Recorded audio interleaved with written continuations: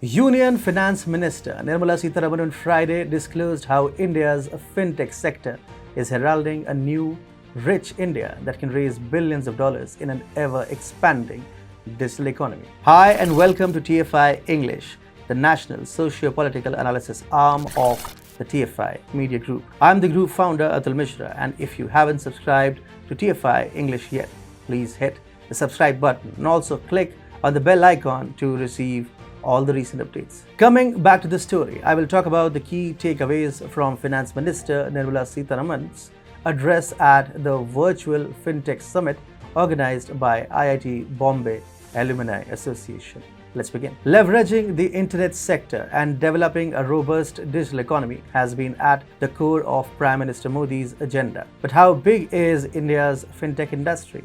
Well, Union Finance Minister gave us a glimpse into India's booming fintech industry during a virtual fintech summit organized by IIT Bombay Alumni Association.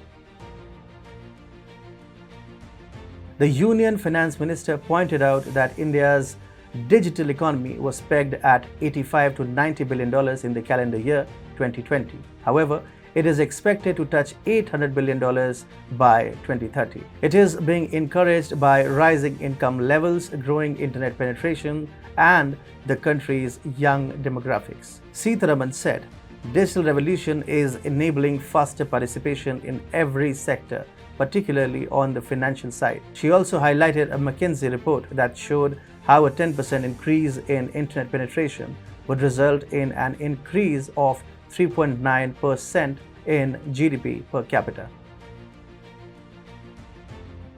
The finance minister also spoke about the glorious performance of the countries. She pointed out that India's fintech industry is all set to jump from the $50-60 billion level seen in 2020 to $150 billion by 2025. Funds are being funneled into the fintech industry by investors, and this is continuously bolstering its value. Sitharaman pointed out that to date, $27.6 billion worth of funding has been received by the fintech sector.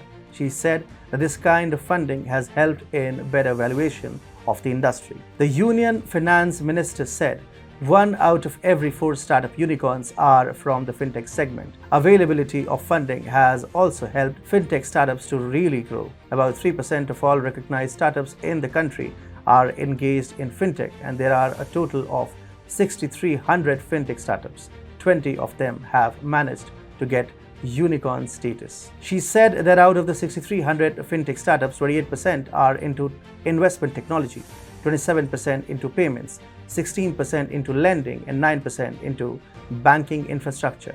The rest 20% are engaged in other fields. The funding received by fintech ventures is constantly surging. In 2020, they raised $2.83 billion from 303 rounds, and in 2021, they raised $9.03 billion across 410 equity funding rounds. She added, "We are seeing considerable scaling up of funds being raised by Indian fintechs."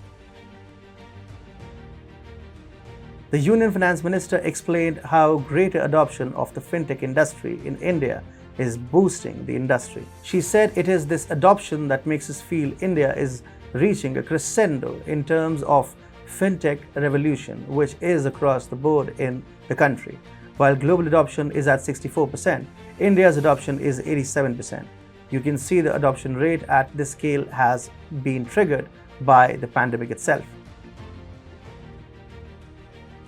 Sitharaman pointed out how the government has helped expand the horizons of the Indian stock markets. She said that the steps taken by the government have ensured smooth and easy access to the stock markets, and therefore the number of retail investors in the country's stock markets has almost doubled from 45 million in March 2016 to 88.2 million in March 2021. To further drive the country's digital economy, the union budget has announced the setting up of 75 digital banking units in India.